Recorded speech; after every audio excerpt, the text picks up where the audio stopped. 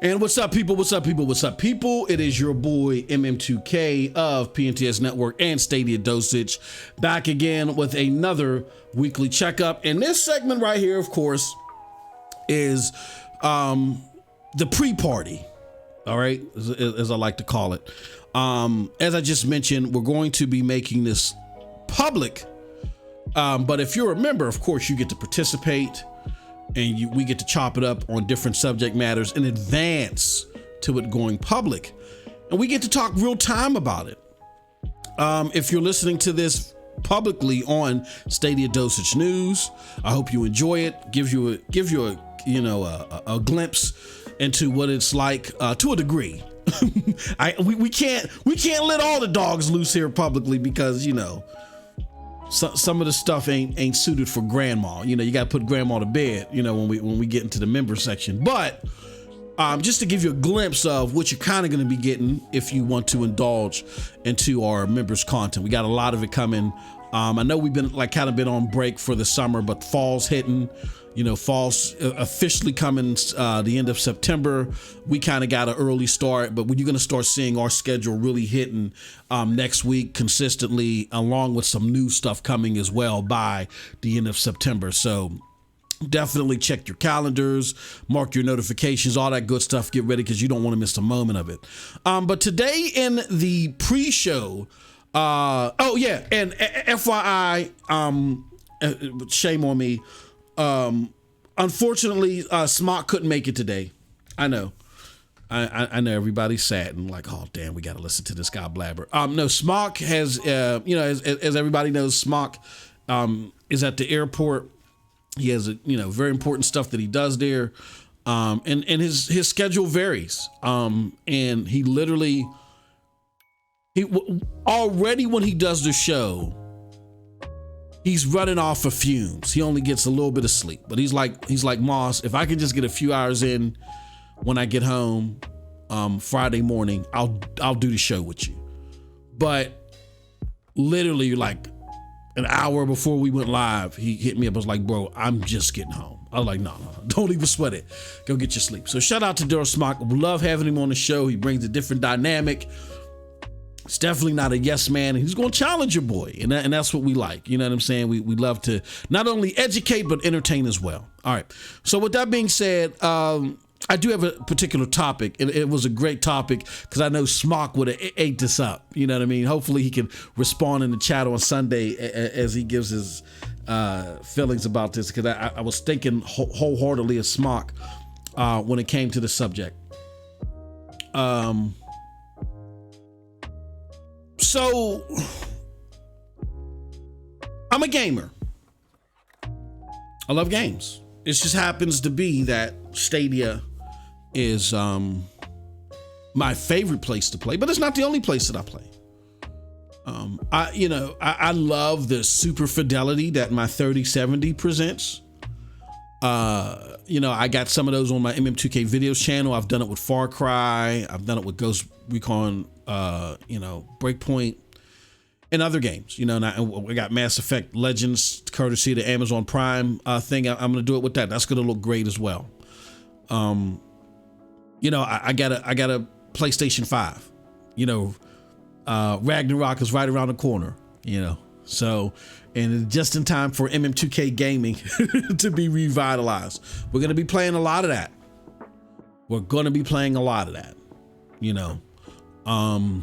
So just letting people know we're going to be playing a lot of that Ragnarok.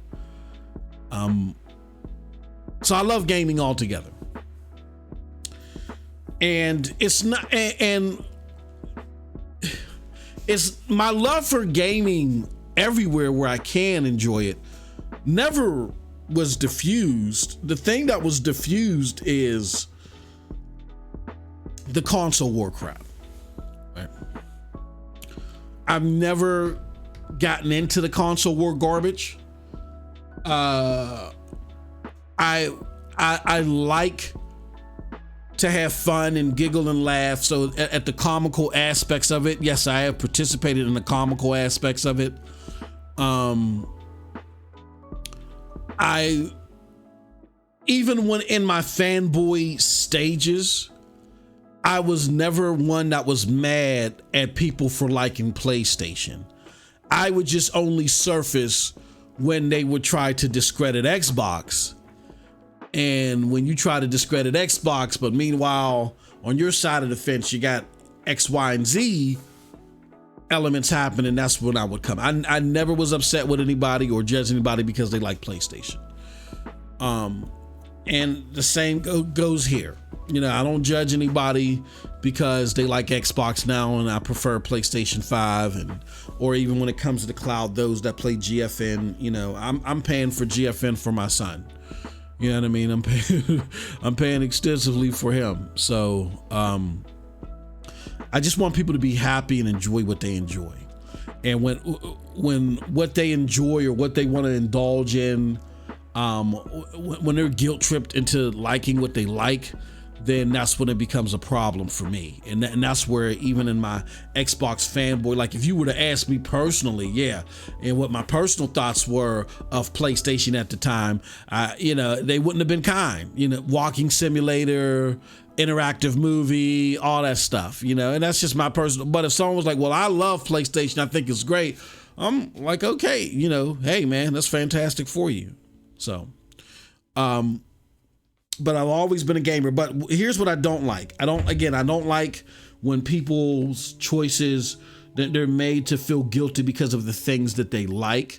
What I also don't like is the hypocritical nature of the console wars altogether. You know what I mean? I want to show you guys an example, give my thoughts on what I'm referring to, and then have you also share your thoughts on my thoughts. Let me see if I can find it.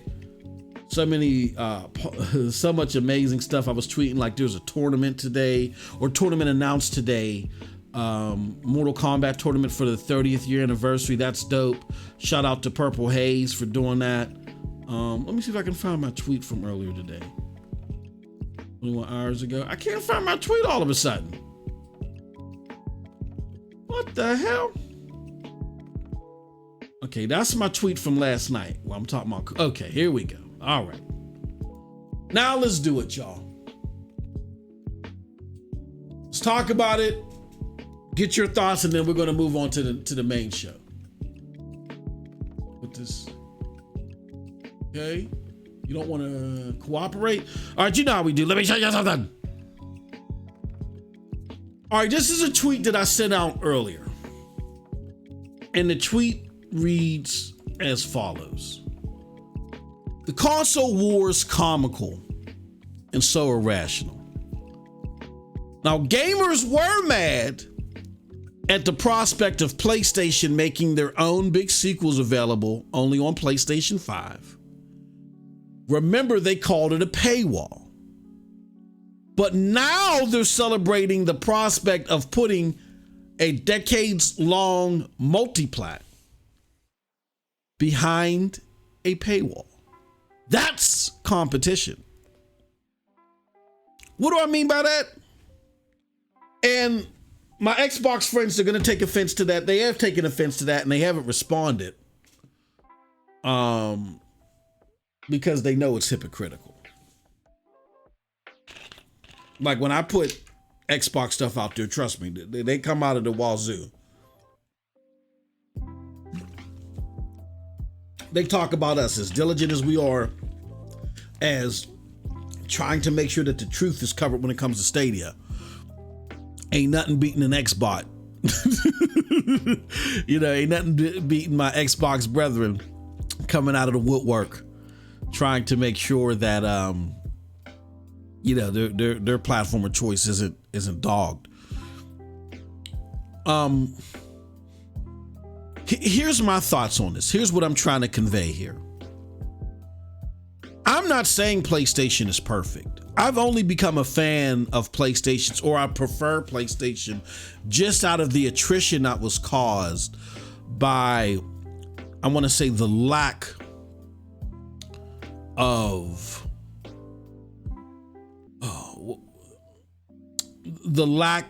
of execution from Xbox. When I first joined Xbox, they were known as bringing revolutionary gaming ideas and helping them flourish, whether they curated them or not. They were helping them flourish and bringing them to the forefront. Jade Empire, Knights of the Old Republic, Armed and Dangerous, just to name a few off the OG Xbox. We ain't gonna talk about Halo. Then you go to the 360, which is like of my favorite consoles, if not my favorite console of all time. You took BioShock, Mass Effect, even Fallout, which was always multi-plat at launch, but Xbox is the one that helped those games come to fruition. And the other two games, they end up becoming timed exclusive, but by the time they were released elsewhere, with the exception of Mass Effect 3, the damage was already done. People felt like that the place to play those other two games were on Xbox. And there were some things that fell flat that, you know, some people may have appreciated, but not. Too Human and other games that Xbox was always trying to push the envelope, work with developers that were trying to do that, and help curate their ideas. And along the way, that kind of changed. I think it first started with Donnie D. When Donnie D, he still wanted to do that, but he wanted to do it under the mantra of TV, but it wasn't just his mantra, it was his boss, Steve Ballmer's mantra. They thought that they had knocked off Sony. They thought that Sony would no longer be a threat. So now it's time to turn this thing around from a multi-billion-dollar loss to the realm of 10 billion. We've lost $10 billion. We're in the red with this thing. Now it's time to make money off of this. So it came from the, you know, we're super gamer friendly to how do we make money off this thing? And they were talking TV. And in that, Sony wisely came off to be more grassroots. They came off to be more concerning for the gamer, right? Cared more about the game. So what they did is that grassroots appeal overshadowed the apprehension that a lot of people had over Microsoft as a company anyway, the big bad conglomerate. And it won the day, and it helped them pretty much cement themselves as the major player in the console space when it comes to like hardcore gaming or core gamers, right? But along the way, I think Microsoft said to themselves, you know what? We, the people in this building right now, we don't know how to compete against that. So, and let's look at Nintendo. Nintendo's been battling PlayStation and trying to battle back for their spot with the core gamers against PlayStation since 96. And PlayStation has always come out on top since 96, since they hit the market. And Nintendo just couldn't win. I mean, they've had successful platforms, but they couldn't compete with PlayStation playing in the same lane. So Nintendo created their own lane. And I feel, for a lot of intents and purposes, Microsoft is creating its own lane. It's trying to create its own seamless lane, but it's created its own lane. And that lane is, we're going to get you access to more games cheaply. We're going to get you access to more games that you can enjoy cheaply. Where PlayStation now is the one that's solely trying to drive the next big experiences. Now, people may hear that and say, but what about Bethesda and all this other stuff? Like,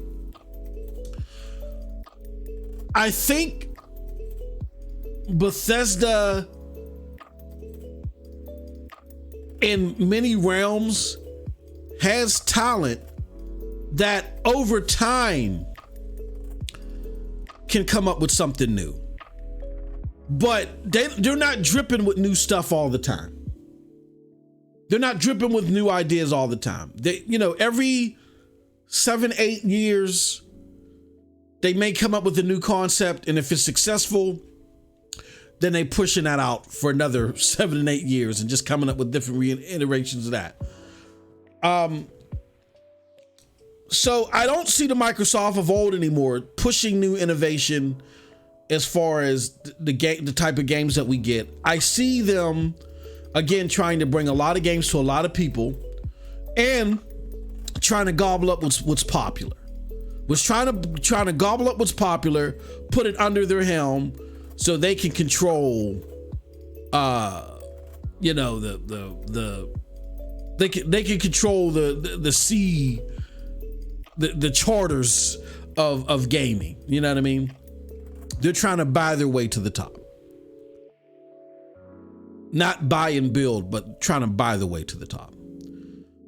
And I don't like that personally. I don't like it because it sets a precedent. Like, who's going to stop Facebook and Amazon from doing that? And then, so what ends up happening is, instead of me being able to buy one platform and say, this is the platform that I'm going to settle for and enjoy. If I'm in, and like, I would never do that, but I'm saying there's gamers out there that could do that, or that are forced into a situation where they need to do that. So instead of me saying, you know what, I want to settle under this platform, this works for me, this is great, I get, they curate this type of content, but then I get access to the multi-plat games that are out there. There's not going to be any multi-plats anymore. Like, this is going to start a bidding war. Like, PlayStation would have never bought Bungie if Microsoft wasn't buying up stuff. They bought Bungie because to help them with their multiplayer aspects of their games, but they bought them to like say, well, shit, sheesh. I remember I wasn't supposed to curse no more. Sheesh. If we lose Call of Duty, then we got to secure Destiny. This is the only other big game, you know what I'm saying? Like Call of Duty was the number one game on our platform. We got to, so it's only a reaction to their action. And what's going to happen is you're going to run into a scenario where, Facebook owns Ubisoft. So if you want Ubisoft games, you can only play them on Facebook's crappy, platform. EA is going to be bought up by Amazon. So if you know what I'm saying? And Google's going to have to be forced to do, and nothing's going to be multi-plat anymore. And then Embracer Group is going to say, well, we bought up everything anyway, so you're going to need our plat. And therefore, you're forced to play on everything when, like, I get it, we're hardcore gamers and we do that anyway, but we got to be thoughtful and mindful of the average gamer who doesn't do that. It's just not economically sound for them, even if these are cloud platforms that we're talking about. Because here's the thing, and I was having this conversation with a good friend of mine who's big on Xbox. So I was just like telling them, they were like, Mosh, you make it sound like that Stadia is doing good. And I'm like, I don't think Stadia is perfect. Hell no. But when you say they're doing good in contrast to what? You know what I mean? Like, I can go to every single cloud platform and point out a weakness. I can go to every single cloud platform and point out a strength. And you can't just sit there and tell me that because a particular platform has more games, that's better, because if only 20 to 30% of those games are reliable, if I'm not playing on a phone, as far as my engagement with them, if the latency is horrible, if the pixelation is bad, then who cares what games are there?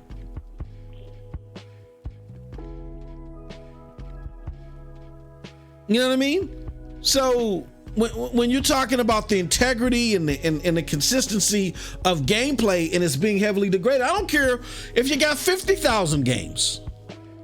It doesn't matter. I don't want to invest in something to where I got to play, Russian roulette to try to figure out which, I feel like I'm playing Russian roulette, figuring out which one can hit its target as far as playability. So that there's a weakness and there's strengths with all of them. But if you talk about engagement, I said they're up there. Every analyst that you talk to, when they talk about the top performing cloud platforms, Stadia is always mentioned. When we look at data that is available, you see Stadia up there with the likes of GFN and so forth. If they're not ahead of them, they're right behind them. And like I've said in the previous show, we don't consider GFN a failure, right? GFN just said, how many did they crossed 20 million lifetime users? We don't consider that a failure. So if Statista has data that shows in your strongest market that you represent XYZ percentage of subscriptions, and that's the only way you get revenue, and then Stadia's right behind you 1 point, and they get revenue from subscriptions, a la carte purchases, DLCs, microtransactions that you don't get. What do you mean you're acting like Stadia's doing well? What does that even mean in the time-space continuum? It's not dealing with reality to make a comment like that and stand on it. I'm not arguing that Stadia is blowing the competition out of the water. They wanted to. Hence why they had that litmus of 1 million active users in 2020, and they didn't reach it. GFN wanted to. That's why they flipped the switch on without having the right paperwork. The paperwork wasn't right. They flipped the switch from beta to retail, and companies was like, Xbox wanted to. While they were doing all that bragging and boasting, oh, you just wait until the Xbox Series X server blades are active. And people at Mass got on and said, this is trash. Everybody wanted to blow the rest out of the water, and it didn't happen. So within this tight 1% bubble, you have arguably Stadia, GFN, and xCloud all, within the same performance sector. Everything that's available, data that you extrapolate, it all points to it. So if this is a 1% business with many actors in it, and you got 3 of them that are like pretty much in the same vicinity, and Stadia's one of the 3, what are we talking about? But I was talking to my friend, and he doesn't know any better, but I love him to death. And he said that, and then so I broke it down to him, and he shut the hell up quickly, which he should have. I gave him credit. I said, look, I'll even argue that right now, as far as engagement in the last quarter, I think Xbox is on top with xCloud because of Fortnite. We're talking about, they said they had like an average of 1 million uses that month. I don't think anybody's beating that. And I think that's enough. Let's see if they can sustain that. Was that just people trying Fortnite? And did they like the experience? And they're going to keep doing it? If so, then yeah, Xbox is going to be on top. That's going to be the jolt that they needed, because they would have went from bottom as far as engagement to the top. And that's going to help subsidize their growth phenomenally because they're going to get that money from that DLC or whatever. They can attribute that and earmark that for xCloud growth. They're going to get the AI and machine learning training that they so desperately need because people are going to be more active on the system. I said it was an ingenious move. It was an ingenious move. It's currently my move of the year as far as the cloud is concerned. Ingenious, because it catapulted them from pretty much the bottom to the top. And it's going to do so much for the platform if they can keep it up. I said, so I'll give you that. But they got to work on the reliability with game after game after game on the platform. But I said to him, I said, what we have to take into consideration is that it's great to see Xbox find a groove. And if they can keep it, that's what's up. But back in the day when Xbox said they were going to do something, they would do it. And most of the time when we hear Xbox saying that they're going to do something, it falls flat. And this isn't Stadia. This isn't Amazon. This isn't GFN. This isn't rookies that are entering the game in a niche market. This is a company that's been around for decades, and they've been able to perform before. And when you have a situation to where the only way they can see success is by gobbling it up that's already been present elsewhere, and then they cause a ripple effect that's going to make everybody else do that, it then defeats the purpose of cloud gaming. Cloud gaming is supposed to be a frictionless way to get into gaming that's lighter on the pockets, that increases your possibilities and your outreach. I don't want Xbox making it about how many games we have solely and who we can buy up when the tech isn't right and consistent. The engagement right now is still questionable. I know they said they're going to let people buy a la carte purchases and they're going to release some titles, but we ain't got no details on that. When the engagement is limited, the capabilities are limited, you're just buying up stuff. I don't like that prospect because it's going to set a precedent that even Google, the one that I prefer, is going to get into, and I'm not going to like their response to it if things go through. So that's how I feel about Microsoft's approach. They're trying to say, look, we're going to give you access to more games, and we're going to make sure that anything that's popular curates through us. We're going to buy it up. Not we're going to help. Not that we're going to help innovate new experiences. We're going to try to gobble up what's already been popular, what's already been freely accessible before. So now instead of me, maybe picking 2 or 3 at the most cloud platforms a month. Because again, access to xCloud is limited. I don't have the option like I do on Stadia to just buy the game and not pay for access to the cloud platform. I still got to pay, even if they allow a la carte purchases. There's still that $15 paywall that I have to pay.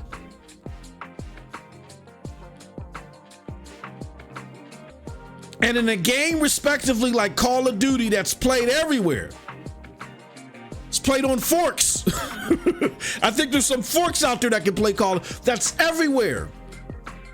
You buying that up, allowing PlayStation to have it for 3 years, but then it only goes through your limited platform that at this point, I can only judge it by what it's doing right now.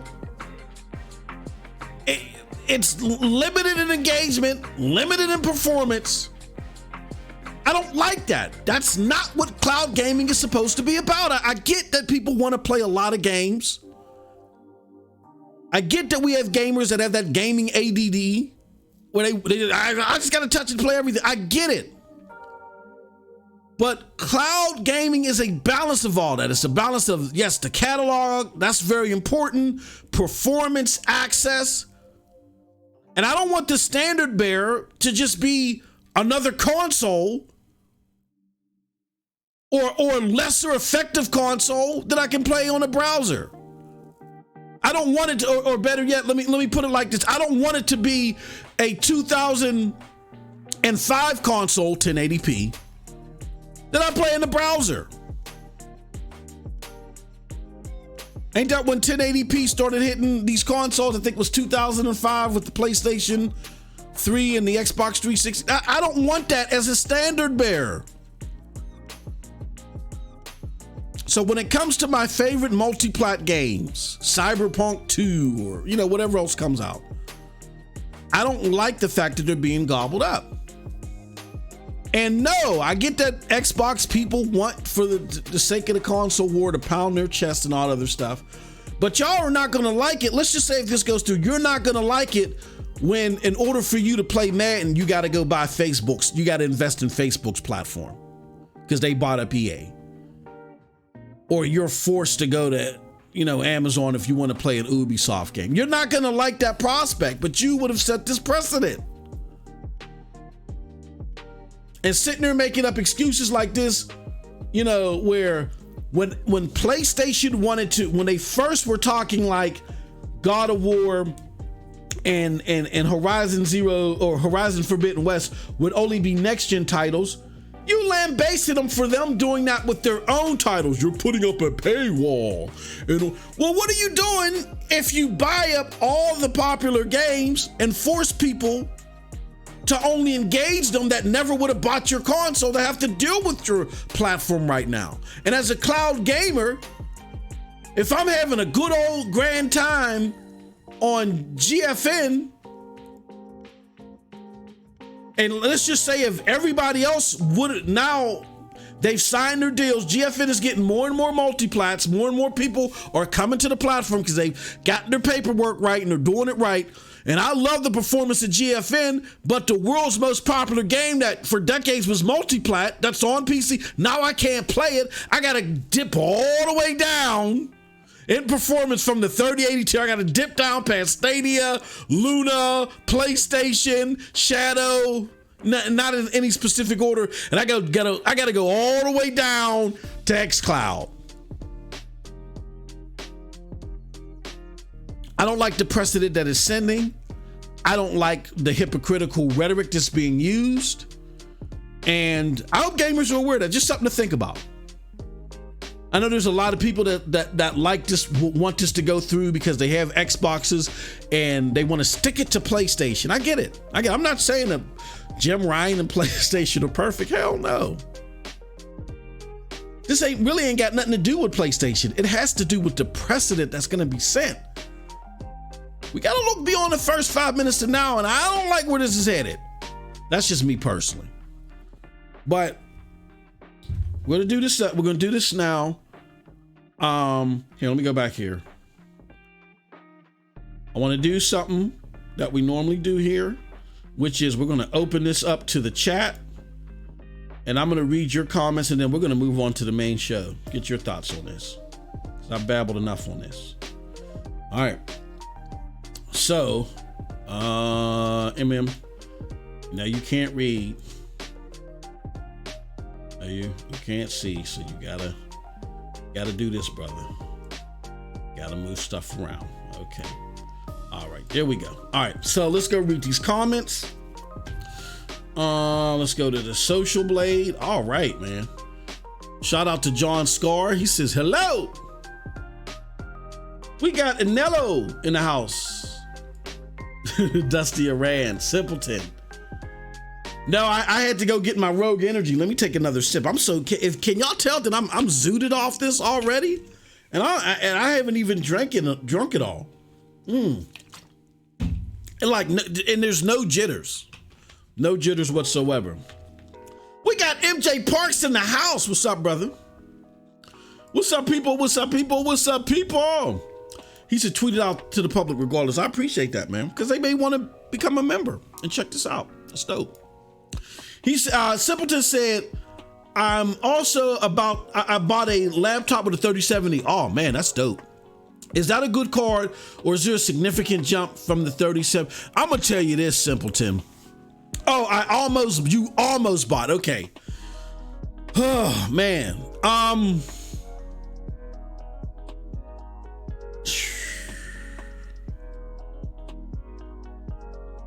The 3070, and this is why I'm tired of this revelation.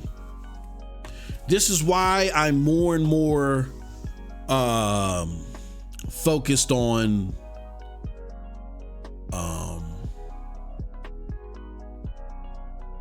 cloud gaming, because I don't like the prospects of spending a lot of money on something that's only relevant, and I get that good, that new, that I'm on top of the world feeling for only a few months. I don't like that.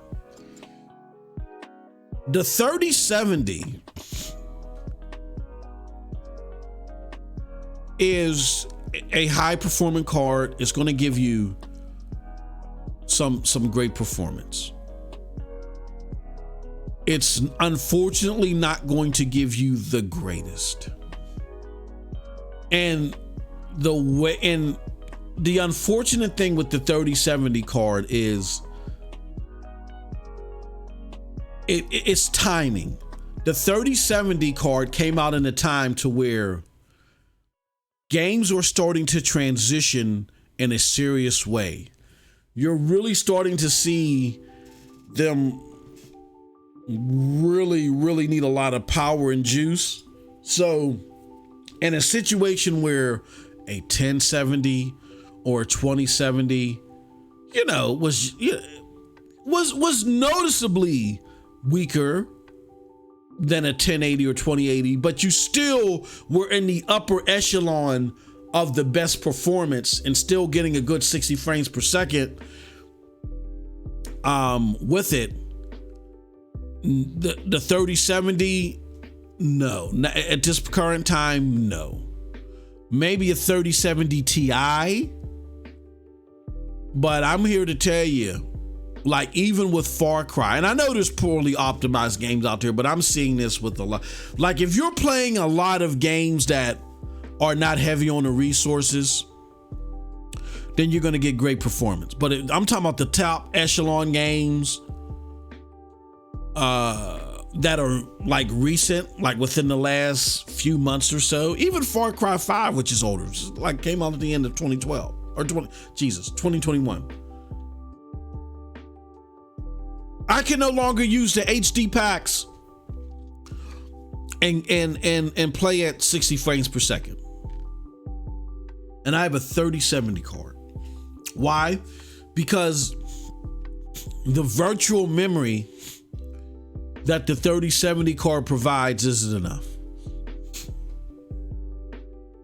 Again, I know I'm using a poorly optimized game in Far Cry, but there's a lot of every game isn't like, if you're a PC gamer, you realize that a lot of games aren't perfectly optimized. They just can't be, because that requires more coding and more time to your engine. Gamers, therefore publishers, simply are not going to allot to you. So my thing is, it depends on what you want. If you want a reliable gaming experience to where it does look good, it looks good, for a considerable amount of time, a 3070 is fine. But if you're looking to get some haul ass performance for more than a few months, without too many compromises in any of these future games, it's not going to be enough. If you want some badass performance, then you got to go with a 3080. It's just the timing of it. And then with that said, you might just be better served just waiting. Like, if you're going to, if you got the money, go ahead and do it, Chief. But what I'm looking to do is I need a new laptop. So, because I gave my son my Alienware laptop, had a 1070 in it. He totally destroyed it. Right.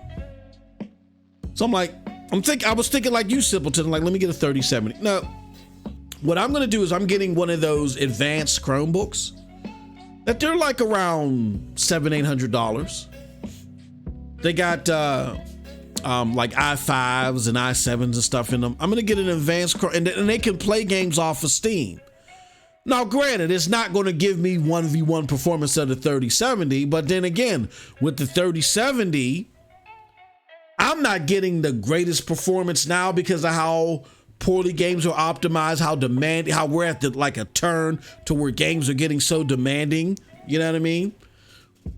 So I'm going to buy a high-powered Chromebook right now, and I'm waiting until the 4000 series comes out. That's what I'm gonna do. And then I'll probably get me a 4070. You know what I'm saying? Depending upon how prices are. If I can squeeze out a 4080 laptop, I'll squeeze out a 4080 laptop. But I'm gonna get me a 3070. I'm gonna get me a 4070, laptop. So that's my suggestion. I wouldn't 3070 right now it's just bad timing. It's going to play with your emotions. It's very disheartening to know that I got a 3070 and for Far Cry, I can't even load the HD textures and get 4K 60. That's with DSR running or FXR, whatever they call it, with the AI running where it allows you, it runs it at a lower resolution and scales it up. Even with that on, I can't play with the HD textures. Ridiculous, because there's not enough virtual memory in there. So, but great question. Nerds World in the house. Shout out to you, good brother. Damn, MM, I've never disagreed with you harder. It's killing me. Laugh out loud. Yeah, man, I don't like what's going on with the whole Xbox deal. I know a lot of people want to stick it to PlayStation. And PlayStation is the best, but I don't like the precedent that this is going to set. I don't like it. It's not competing to me. It is monopolizing to me. And look, I had to write, you guys probably heard me talk about this. In college, I had to write a paper about Microsoft way back in the day. This is before they got into games. And I was young, was a young lad, was just starting my career. And I actually gave them kudos for all the stuff that they were doing that everybody hated them for. I said, look, this is just business. And my teacher gave me an F on my paper, and I knew the paper didn't deserve an F. And he said, nobody likes Microsoft. Write it again. So, and he wanted me to do that because even though my paper was good and I did everything that he asked, my teacher was also my mentor. He worked with me too. He was my mentor at work, and and then on the side he taught. So it was crazy, but he wanted me to broaden my horizons and look and increase my global acumen when it comes to certain business practices. And that's what it helped me do. He wanted me to revisit what I was looking at, technically. I had hit everything that he had asked for, written the paper well, but he could just tell that I was just aloof to too much. And he didn't want me to think that my aloofness he didn't want me to maintain myself in the bubble that I was in. So he gave me an F. And again, it wasn't based off the paper. It was him looking at me as my mentor and saying, no, you got to look at things more holistically. And that's my thought when it comes to this. I'm looking at it holistically. I could care less if PlayStation makes less money than Xbox. I don't care. I'm in the cloud right now. I could care less. What I don't like is the precedent that this is going to set for me as a gamer I don't like xCloud. I don't like the stance that Xbox takes under this new regime. I mean, I was there day one for my Xbox One X, and I've studied this regime in and out, and they are not about quality product when it comes to the games and the stuff that they output. And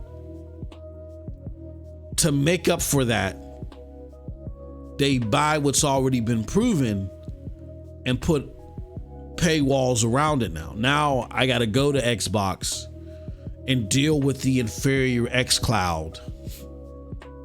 You know what I'm saying? With the less options in order for me to enjoy a game. Now, again, this is coming from someone that don't like Call of Duty. I don't play Call of Duty. I'm just looking at it holistically. To me, that's a problem. It's that way in the VOD space right now. Hey, Predator in the house. All right. So those is my thoughts, but Simpleton, thank you for sharing if you disagree, man, I could dig it. I get it. It's just, I don't like it. All right, y'all. So that concludes our pre-show. Hope you all enjoy it. I know the members will, and we'll figure out. So when Smock comes back, shout out to Daryl Smock. Hopefully we'll get his take on this or something else. We'll see.